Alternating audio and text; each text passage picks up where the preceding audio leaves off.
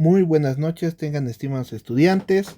Soy el doctor Boris Flores Vizcaza, su docente de la Cátedra de Psicología Médica. El tema que se va a presentar ahora justamente es el relacionado al estrés como tal, ¿no? El estrés. Como introducción vamos a ver de que el estrés deriva de lo que es el inglés, que significa fatiga, en el sentido de que es una reacción que tenemos desde la antigüedad. El estrés siempre ha estado junto con nosotros, con los humanos, en el sentido de que siempre nos hemos enfrentado ante diferentes situaciones, ¿no? Entonces, desde más antes, cuando nuestros antepasados eran cazadores, ahí viene el ejemplo más típico del estrés, ¿no? Porque viene a ser una respuesta autónoma, una respuesta arcaica, donde ahí el cuerpo venía a reaccionar ante un agresor. En este caso, eh, la literatura mencionaba que en el antepasado los cazadores y demás podían estar, por ejemplo, de caza en un prado y de repente se encontraban con algún animal peligroso, un felino, no sé. Entonces, ahí el cuerpo tenía una respuesta básica, una reacción básica, que es la huida o la pelea ante ese agente agresor. Esa es la situación. La huida o la pelea ante el agente agresor. En este sentido, el cuerpo se preparaba de una manera sencilla ante ese agresor, ya sea para pelear o para huir. En ambas situaciones el cuerpo se adaptaba a, por ejemplo, la pelea, aumentaba la frecuencia cardíaca, bombeo de sangre a las extremidades, aumentaba el tonotrofismo muscular, con lo cual el cuerpo se estaba preparando para la pelea, en este caso con el animal salvaje. La otra reacción que se tiene en cuestión de segundos es la huida, en el sentido que igual el cuerpo se prepara para la huida. En este caso, igualmente habrá un aumento de la frecuencia cardíaca, aumento de bombeo de sangre, pero ya toda esta situación se dirigirá a los miembros inferiores, donde igualmente aumentará el tonotrofismo, la fuerza muscular, por lo cual la persona estará dispuesta a huir y a correr para que no le alcance el animal salvaje. Entonces, esa misma respuesta que hace millones de años, miles de años se presentaba, actualmente persiste. Tenemos la misma situación en estos tiempos, donde pongo el ejemplo actual, donde, por ejemplo, podemos estar caminando por la calle, estamos cruzando y de repente aparece un taxi, o una movilidad a toda velocidad. Entonces, en cuestión de milisegundos, tenemos esta respuesta del estrés, donde nuevamente vamos a incrementar la frecuencia cardíaca y empieza el- la frecuencia respiratoria, se incrementa, aumenta el bombeo de sangre. En este caso será los miembros inferiores, donde podemos tener una reacción de huida, donde al percatarnos de que está viniendo una movilidad a toda velocidad, de repente, en cuestión de segundos, esa reacción aparece y ¡bum! Hemos saltado casi toda una calle. Unos 3 4 metros podemos salvar, todo para salvar nuestras vidas. Entonces, en ese momento, no sabemos qué ha pasado, pero hay una situación que más adelante se va a explicar, neuroquímica, donde nuestro cuerpo se ha defendido, por así decirlo, para que pueda salvar la vida. Entonces, como ven, esta reacción del estrés se presentaba antiguamente y actualmente también se presenta, porque siempre hay determinadas situaciones donde vamos a tener vamos a tener diferentes exigencias, yendo a diferentes ámbitos académico, laboral, familiar, vamos a tener estas situaciones donde vamos a tener este estrés mínimo, ¿no? Entonces, ahí tenemos esta situación de que podemos tener un efecto beneficioso o un efecto negativo, dependiendo de la reacción. Y lo importante es que podamos cubrir esta demanda o es lo que se nos está pidiendo ese momento, ¿no? Esa exigencia, ¿no? Entonces, el estrés siempre va a estar presente en mayor o menor medida en nuestro organismo, ¿no? Y lo que buscamos es alcanzar un objetivo, lo que se nos presente ese momento. Como les decía, puede ser algo para precautelar nuestra vida, estrés, por ejemplo, en un campeonato de fútbol donde tenemos que rendir físicamente, el estrés, por ejemplo, en la parte académica, en un examen donde tengamos que incrementar nuestros niveles de concentración, la memoria y demás. Entonces, ahí está lo que tenemos que superar, ¿no? Tenemos que alcanzar un objetivo, en este caso, ganar un partido, dar un buen examen, trotar, correr, no sé, depende de la situación que se nos presente, ¿no? Entonces, luego de esta situación todo vuelve a la normalidad, cuando el estímulo es cesado. No, en este sentido no vamos a ver que vamos, luego de haber ganado el partido, vamos a seguir hiperventilando, con palpitaciones, ruborización, aumento de la masa muscular, no. Eso luego que ha pasado la exigencia y el estímulo podemos estar ya tranquilos, ¿no? Entonces, en muchas situaciones se va a mantener esta situación, ¿no? En este caso de ustedes puede ser la presión académica, que tienen que estar constantemente estudiando, tienen que estar leyendo, exámenes aquí y allá, parciales y demás, ¿no? Entonces, esta presión, por ejemplo, si se mantiene, se entra en un estado de resistencia ya. El cuerpo ya se organiza, el cuerpo ya se acomoda, se acostumbra a esta situación de que se mantiene la presión, ¿no? Y con el tiempo puedes generar una sensación de disconfort. Aquí tenemos cómo el cuerpo se puede adaptar o no a esta situación y demás. Según el origen histórico, desde 1930 ya se hablaba de esta situación de estrés en la Universidad de Praga, donde el austríaco Hans Selye habla del síndrome de estar enfermo, una situación donde de por sí ya se hablaba que la persona se cansaba y se sentía enfermo, con dolores, síntomas sí, físicos y demás, ¿no? Entonces ahí es donde se tiene esta situación de el síndrome de estar enfermo. Posteriormente se habla en Montreal acerca de lo que era el ejercicio físico y cómo hay una ya situación biológica con aumento de hormonas suprarrenales, en este caso el cortisol, noradrenalina, adrenalina y demás, ¿no? Relacionada con las úlceras gástricas propias de esta situación del estrés, ¿no?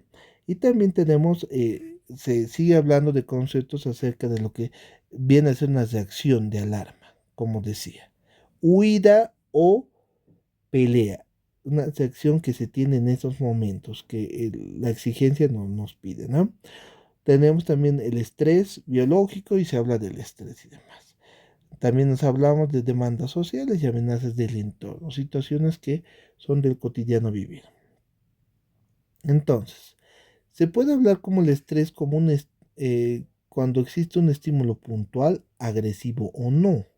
Como decía, una situación académica no llega a ser tan agresiva, sino viene a ser parte de lo que es el trabajo actual, ¿no? De ser estudiante, ¿no?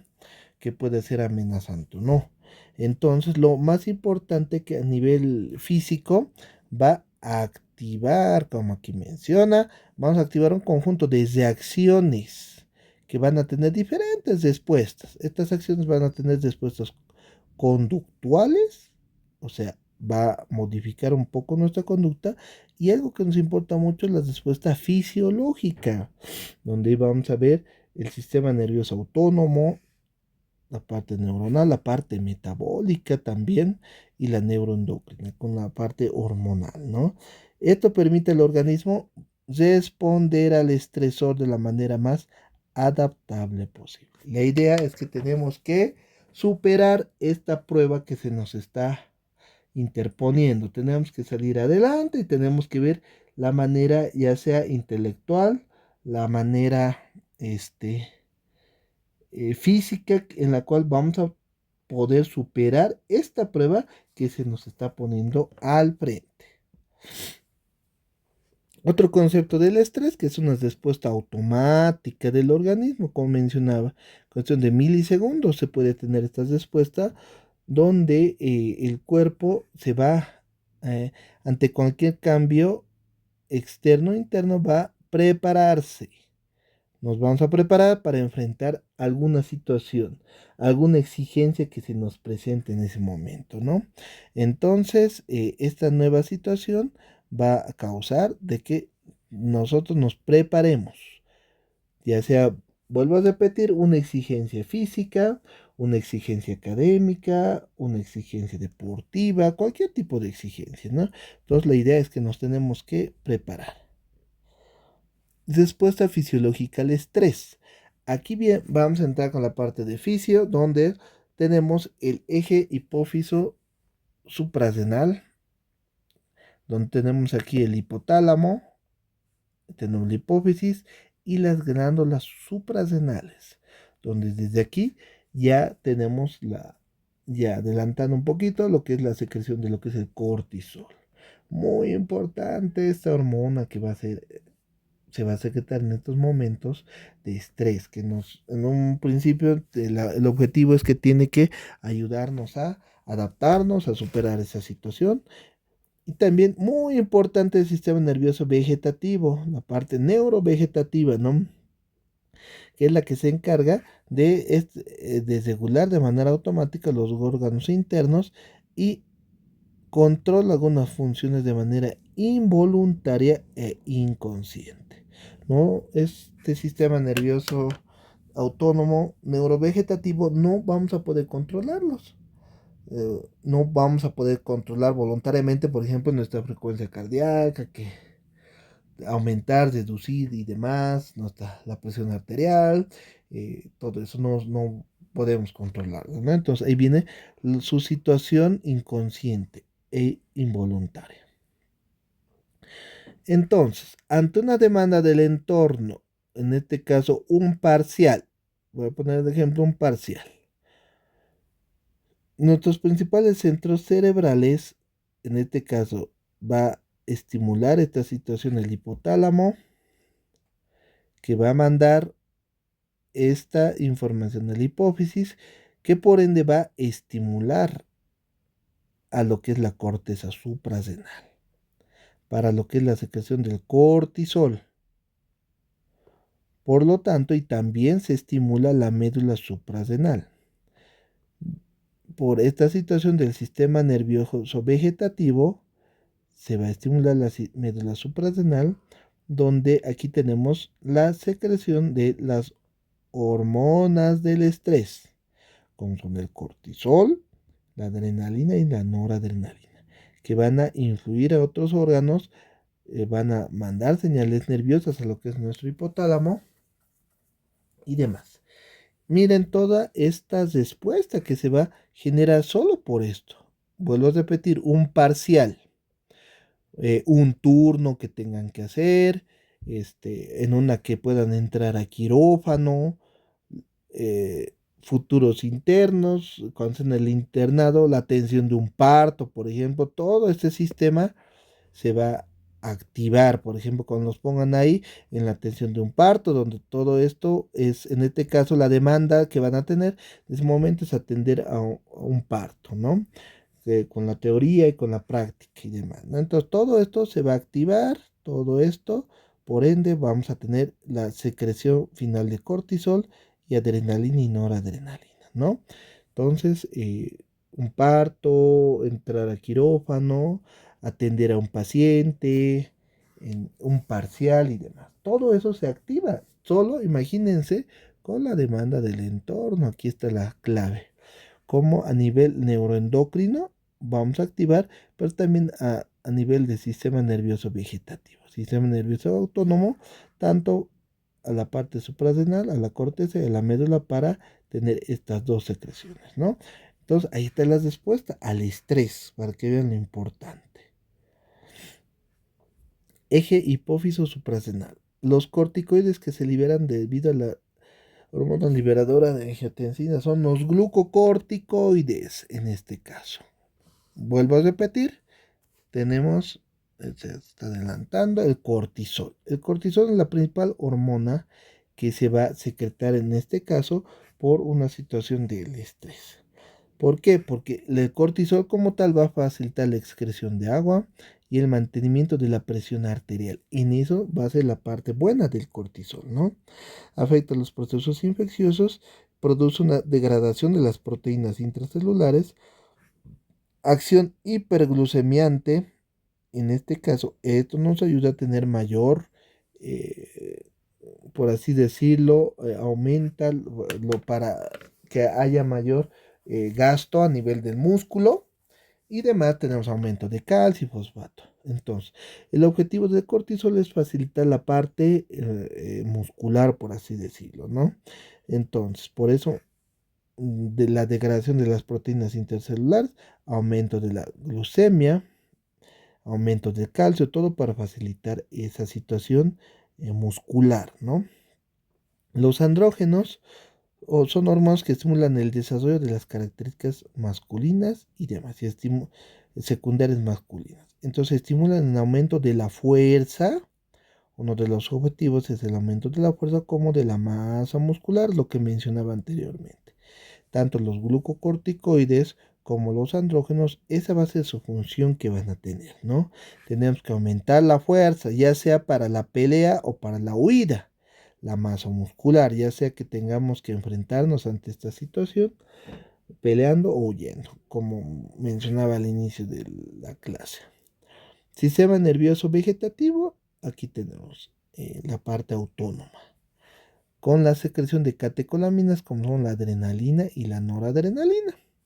En este caso, la adrenalina es segregada por la médula suprarrenal, aquí tenemos la médula, y especialmente la función va a ser, se van a secretar en casos de estrés y de ansiedad, que recalco que la ansiedad es una situación que va más elevado del estrés.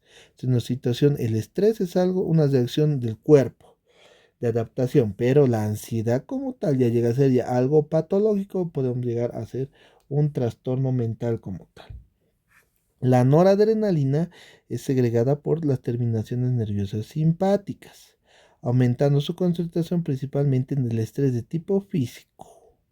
La adrenalina y la noradrenalina. En este caso, la noradrenalina es cuando tenemos un estrés físico, que puede ser, como decía, algo deportivo, correr o algo que tengamos que tener un gasto muscular, ¿no? En situaciones de alto riesgo de agresividad, huida o pelea. Sistema nervioso vegetativo son situaciones que todo esto no podemos controlar, ¿no? Dilatación pupilar, dilatación bronquial, lo que va a causar un aumento en la oxigenación de los pulmones, movilización de los ácidos grasos. Puede causar a largo plazo la arteriosclerosis, aumento de la coagulación, incremento del rendimiento cardíaco. Lo que mencionaba, incremento de la frecuencia cardíaca y demás. Vasodilatación muscular y vasoconstricción cutánea. Todo con el objetivo de mejorar la parte física, la parte muscular. Es algo que se tiene que capacitar, por así decirlo, y tenemos que fortalecer en estas situaciones del estrés.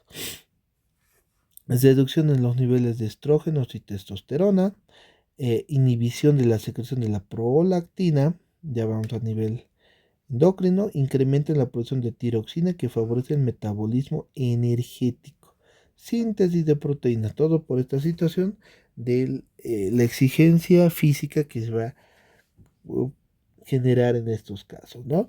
Entonces, como ven, todo nuestro cuerpo se está listando para reaccionar, para ver, ¿no? ¿Qué es lo que está pasando? ¿Cómo vamos a adaptarnos? ¿Cómo vamos a superar esa situación que se nos presenta, esa exigencia? Entonces, ahí tenemos diferentes tipos de estresores, como les decía, desde el más inocuo hasta el más complejo, como que puede estar en riesgo nuestra vida, o un estresor de tipo académico, un estresor de tipo intelectual y demás, ¿no? Entonces, tenemos aquí la recepción del estresor y se filtra a través de las informaciones del tálamo, porque no todo lo que recibimos va a llegar a corteza, por así decirlo. Tiene que verse filtro donde va a ser como un triaje de qué se necesita tener conocimiento y qué no, qué es importante y qué no. Hay una programación de la reacción al estrés poniendo en juego el córtex prefrontal. Vamos a llegar a corteza, donde en esta situación de la corteza prefrontal va a estar implicada la toma de decisiones para ver qué es lo que vamos a hacer. Vamos a tener la atención y la memoria a corto plazo, todo en el córtex prefrontal. Entonces, esto nos ayuda a ver ante ese estresor cuál es la mejor decisión. Acordarnos tal vez reacciones pasadas que nos van a ayudar a superar esto. Y el sistema límbico, que básicamente es la parte emocional de nuestro cerebro, donde vamos a ver un análisis, básicamente entre la nueva situación a la cual nos estamos enfrentando y los recuerdos. Aquí tenemos que las respuestas serán en función de la experiencia que haya tenido. Vuelvo al ejemplo de los exámenes, que desde primer año, desde el año pasado, están con esto de los exámenes, cuestión que va a ser común en su futura vida profesional, porque en medicina siempre estamos estudiando, siempre va a haber exámenes orales escritos. Entonces, dependiendo ahí, por ejemplo, ahí tenemos el análisis del estresor, que va a ser un examen, ya sea un examen de, qué sé yo, de fisiopato, a futuro un examen de psiquiatría, examen de neumología, un examen de cirugía de cabeza y cuello y demás, ¿no? Posteriormente en el internado, cuando los evalúan eh, como internos de cada caso, en cada paciente, les harán exámenes orales, les preguntarán varias cosas acerca del paciente o cosas básicas o generales, ¿no? Entonces ahí entra la experiencia como tal, para analizar cómo van a responder de la mejor manera. Entonces, toda esta situación va a provocar una activación del organismo a través de la amígdala, que va a ser la parte emocional. Sistema límbico, amígdala, la memoria emocional y el hipocampo, que vence la memoria explícita. Esta respuesta pone en juego el complejo hipotálamo hipofisiario, así como el sistema reticular ascendente y el locus ceruleus, donde se va a producir lo que es la dopamina a nivel cerebral. La dopamina es un neurotransmisor y demás, ¿ya? Fases del estrés, porque hay fases que nos van a indicar en qué etapa estamos. Como decíamos, es una respuesta de adaptación donde tenemos que ver cómo vamos a reaccionar, ¿no? Entonces, en este caso, podemos tener una reacción de alarma ante el hecho. En este caso, vuelvo al ejemplo de los exámenes, donde tenemos la situación que han empezado desde primer año a dar exámenes, en esta desesistencia, donde ya se han adaptado a esta situación de dar parciales, exámenes, prácticas y demás, pero podemos llegar a un estado de agotamiento durante años de estudio, llegando a los últimos años, quinto año internado, donde puede haber esta situación de agotamiento, ¿no? Entonces, estas fases las vamos a describir en detalle. Entonces, el síndrome general de adaptación es el conjunto de reacciones fisiológicas, son reacciones fisiológicas que vamos a tener, desencadenadas por cualquier exigencia ejercida sobre el organismo por la incidencia de cualquier agente estresor. Podemos tener muchos tipos de estresores, trabajo, estudios, dinero, no sé, preocupaciones, familia, diferentes factores estresantes, donde en esta reacción de alarma, en este caso, a ver si estamos viendo, aquí tenemos en la fase de alarma, ante la aparición de un peligro o estresor, hay una reacción donde el cuerpo, en este sentido, es como si nos pescaran en curva y el cuerpo se sorprende. El cerebro se sorprende por este factor estresante que ha aparecido. Entonces, todos los procesos que se producen vienen a reaccionar ante esta situación estresante, ¿no? Ante este problema o prueba que se nos está presentando. Entonces el cuerpo se prepara y el organismo se prepara para accionar, para la acción de afrontar una tarea o esfuerzo. Aquí ya activamos, ¿no?, el eje hipófiso suprarrenal, donde el hipotálamo ya al discernir el agente estresor ya estimula la parte neuroendocrina y ya tenemos la activación y la secreción de parte de las glándulas suprarrenales para lo que es la secreción de adrenalina. Su objetivo de la adrenalina es suministrar la energía en caso de urgencia que se necesite. Ya, por eso, entonces ya en nuestro cerebro ya está ordenando esta secreción de adrenalina. Porque hay que reaccionar, hay que defendernos, hay que huir, hay que buscar la mejor manera de reacción ante esta situación. Fase de alarma, continuamos. Las defensas se van a organizar. Nuestras defensas están para reaccionar.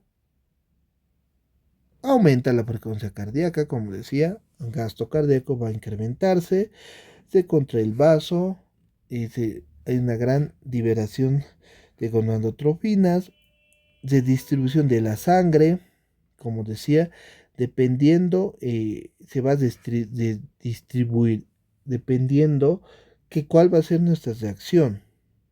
Entonces, ya no va a haber mucha irrigación a lugares donde no sean necesarios, como la piel, vísceras y demás, ¿no? Entonces vamos a reforzar el gasto cardíaco que va a ir a los músculos, al cerebro, al corazón, como decía. Ya sea una situación de exigencia física, entonces tenemos que reforzar la parte muscular, la fuerza muscular, tono y trofismo, ¿no? Dependiendo una situación académica, intelectual, entonces tenemos que reforzar la irrigación cerebral, mejorar las respuestas cognitivas, funciones mentales superiores se tienen que fortalecer, ¿no? Aumenta la capacidad respiratoria, se produce una dilatación pupilar, aumenta la coagulación de la sangre, aumenta y se estimula nuestro sistema de defensa inmunológico y demás. El estado de resistencia. Aquí nos han pescado en curva, pero aquí ya nos hemos adaptado. En este estado de resistencia o adaptación, como aquí ya se menciona, el organismo ya intenta superar, adaptarse o afrontar la presencia de los factores que percibe como una amenaza. Ya nuestro cuerpo se ha adaptado y está listo para afrontar y de la mejor manera posible, ¿no? Y se producen diferentes reacciones en este estado de resistencia. Los niveles de corticosteroides se normalizan, ya que aquí ha habido una hipersecreción, tiene lugar una desaparición de la sintomatología. Como decía, la parte muscular, el gasto cardíaco, la frecuencia respiratoria, todo eso ya se ha normalizado, porque ha sido una reacción inmediata, por así decirlo, donde nos tenemos que adaptar. La parte suprarrenal, ya van a seguir secretando cortisol, se mantiene constante el nivel de glicemia, ya no es necesario tener una hiperglicemia para que haya, por así decirlo, gasolina para el cuerpo, ya no es necesario, porque necesitamos glucosa para los músculos, para el corazón, para el cerebro, necesitamos de esa situación, pero en esta fase ya no vamos a tener ese problema. Adrenalina suministra la energía de urgencia, cortisol asegura la renovación de las defensas, ¿ya? En ese estado de resistencia nos hemos adaptado ante el problema. Pero, ¿qué pasa si esa situación se mantiene, el factor estresante? Podemos llegar literalmente a, como se muestra en la foto, una fase de agotamiento, que es cuando la agresión se repite con frecuencia o es de larga duración, una situación crónica. Vuelvo al ejemplo en el caso de ustedes, estudiantes de medicina, completamente estresados, presionados, con no solo la parte académica, prácticas, teóricas y demás, sino también por el hecho de que tienen que estudiar y tienen que rendir académicamente y demás, ¿no? Entonces, en el caso de ustedes, su factor estresante es crónico. Entonces, esta parte de agotamiento es cuando los recursos de la persona para conseguir un nivel de adaptación no son suficientes o ya se han cansado.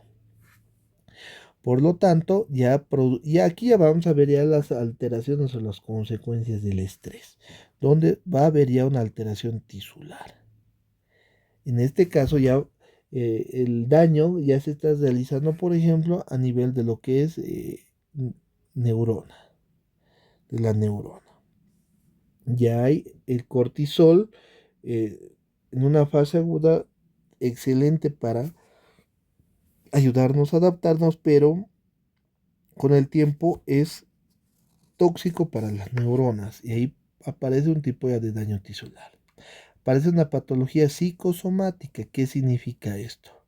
Que la parte psicológica empieza a manifestarse a través de sintomatología física. Cefalea, opresión en el pecho, dolor abdominal, dolores musculares generalizados. Todo eso llega a ser parte de una patología psicosomática. Aparición de sintomatología física que llega a ser muy molestosa para el paciente. Fases de agotamiento, poco a poco estas hormonas secretadas ya no van a tener la misma eficacia de cuando se las habían secretado al inicio, ¿no? Y más bien se comienzan a acumular. Y esta situación, en el ejemplo del cortisol, ya llega a ser perjudicial. En un inicio era beneficioso, pero ahora es perjudicial. Entonces, el organismo está invadido de hormonas. Estamos con niveles elevados de cortisol, adrenalina, noradrenalina, que poco a poco ya van a tener ese impacto negativo. Situaciones desencadenantes. Por ejemplo, puede haber situaciones que fuerzan a procesar información rápidamente, un cambio de empleo, un cambio de dote, por ejemplo. Estímulos ambientales. Todo, nuestra ciudad es estrés, todo es bulla, hay que tratar, están bloqueando, todo un caos. Vivimos en un caos, en una situación muy estresante. Percepciones de amenaza, alteraciones de funciones fisiológicas. Puede ser una situación de adicción o algún tipo de enfermedad que nos va a desencadenar esto del estrés. Aislamiento, bloqueo de nuestros intereses, presión grupal, presión social, frustración ante diferentes situaciones. Tipos de estrés. Podemos tener el estrés, por así decirlo, el loco acelerado, ¿no? Como su nombre lo dice, el pie está constantemente en el acelerador. Todo el tiempo estamos con esta situación del estrés. Siempre tenemos que dar un 110%. En este caso puede relacionarse con algún rasgo de personalidad, ¿no? Puede ser de tipo obsesivo y todo, donde la persona siempre tiene que hacerlo todo bien, todo perfecto. Está siempre dos pasos por delante. Por todo el tiempo está pensando en qué va a hacer, qué no va a hacer, cómo va a solucionar, cómo no va a solucionar. Habla rápidamente, interrumpe frecuentemente a los demás. Largos periodos de fatiga. Luego de dar su 110%, su 150%, recién se cansa, ¿no? Entonces hay una turbulencia emocional. En este caso, tenemos una persona acelerada, eh, sí responsable, ¿no? Pero extremadamente irresponsable, que siempre está planificando el futuro y siempre todo el tiempo está viviendo en el futuro, eh, sabiendo qué es lo que tiene que hacer, qué es lo que no tiene que hacer y demás. Preocupación, señor preocupación, aquí tenemos ya la parte cognitiva. Aquí más que estar acelerado, está todo el tiempo pensativo, las preocupaciones, las ideas están constantemente agobiándolo. Siempre está preocupado, siempre. Frecuente la ansiedad, aquí tenemos full ansiedad, está pensando en el futuro. ¿Qué ha pasado antes? ¿Cómo está mi futuro? crea problemas que no existen y convierte los pequeños en cuestiones de vida o muerte. O sea, le da mucha mayor importancia que la que amerita, ¿no? Entonces, cosas pequeñas las vuelve muy grandes. Palabras sencillas, podemos decir que esta es la persona que se ahoga en un vaso de agua. Un vaso de agua está haciendo todo un problema. Recuperación lenta de situaciones altamente estresantes, dolores de cabeza, no tanto por los pensamientos, sino por la tensión muscular que va a generar contracturas musculares a nivel de espalda, columna, cuello y región occipital de la cabeza, ¿no? Entonces, ahí tenemos esta situación. El que ve en picado vive al límite con un estilo de vida de indulgencia y autoabuso. Tiene hábitos de salud y alimentación muy malos. Fuma o bebe en exceso, usa tranquilizantes y estimulantes, antiácidos y demás, ¿no? Entonces aquí tenemos, por ejemplo, el que busca maneras de paliar el estrés de alguna manera, ¿no? Pero la manera en la que, en la que quiere solucionar sus problemas es teniendo malos hábitos de vida. Aquí tenemos pues a muchos colegas que se la pasan bebiendo, fumando. Por ejemplo, aquí hay colegas de terapia intensiva que se la pasan fumando como chimeneas. Entonces, muchos pueden usar tranquilizantes. Aquí puedo hablar, por ejemplo, de especialidades que son muy estresantes, terapia intensiva, cirugía, anestesiología, donde todo el tiempo están estresados y tienden pues a estar constantemente fumando con su Coca-Cola, comida chatada. Entonces, la parte de su vida personal no es de las mejores, ¿no? Por eso va a causar problemas cardíacos por el hecho de que tenemos un síndrome metabólico, diabetes y demás. Entonces, tiene una gran variedad de molestias o enfermedades, por eso también la automedicación, como vuelvo a repetir, a menudo obesos, tienen síndrome metabólico. El a la deriva. ¿Cómo sería esto? Muchos caminos, muchas cosas que tiene que hacer. Tiende a desperdiciar su energía, va a desperdiciar muchas opciones o actividades, tiene muchas cosas que hacer. Eh, quiere vivir, crisis de la mediana edad. Quiere vivir, a veces puede pensar que su vida no la ha aprovechado, que la ha malgastado y demás. Muy satisfecho con su propia vida, por lo cual por eso viene también la crisis de la mediana edad. Recién quiere vivir todo lo que no ha podido vivir, ¿no? Siente que algo está faltando en su vida, hay un vacío en su vida y demás, ¿no? Entonces duda que existan objetos satisfactorios en su vida. Entonces, mucha duda sobre lo que ha logrado hasta ahora en su vida. El solitario, como su nombre lo dice, se siente solo. A pesar de que puede estar en alguna relación, igual siente un vacío, se siente solo, insatisfecho y demás. También se siente incómodo con los demás, o sea, puede estar rodeado de muchas personas, pero a la vez puede sentir un vacío y sentirse solo, no tiene relaciones de confianza, no puede manejar sus preocupaciones y cargas y demás. El debilucho hay una crisis de energía. Se puede desvanecer o siempre está cansado, siempre con dolores, con achaques, por así decirlo, con dolores, achaques y demás, ¿no? Entonces, a veces se deprime y demás.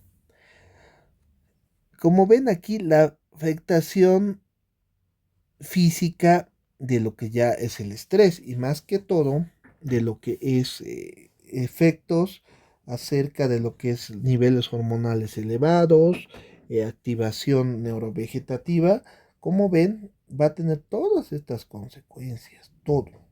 Y a todo nivel, vean, a todo nivel.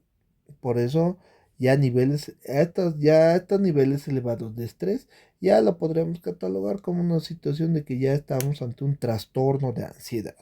Por toda esta sintomatología que está presentando el cuerpo. Vean, dolor precordial, lo que les decía, fatiga, sequedad, o sea, a todo nivel, en la sexualidad, impotencia, tenemos aquí las disfunciones sexuales, poliuria, la parte de aquí en el intestino tenemos el famoso colon irritable, en estómago, pucha, muchas molestias, dolor abdominal, meteorismo, pulmones, tenemos taquipnea, hiperventilación, sensación de ahogo, músculos, como ven, es a todo nivel que vamos a tener esta situación, esta afectación del estrés a largo plazo. Modelo biopsicosocial. Nos enfocamos mucho en la parte biológica, pero nos olvidamos la parte psicológica, la parte social, ¿no? Entonces la idea es hacer un estudio de la persona que incluya la parte mental y la parte social. Entonces, ante esta situación, como les mencionaba, la parte la parte física, la parte hormonal es vital en este sentido. Es vital, muy, muy, muy importante. Porque podemos tener el estrés y el distrés. Que este sería, antiguamente se llamaba el eustrés al estrés bueno. Y el distrés era el estrés malo. Como ven, aquí tenemos el esfuerzo, la actividad y aquí el ocio, la pasividad. Entonces tenemos la secreción, ¿no?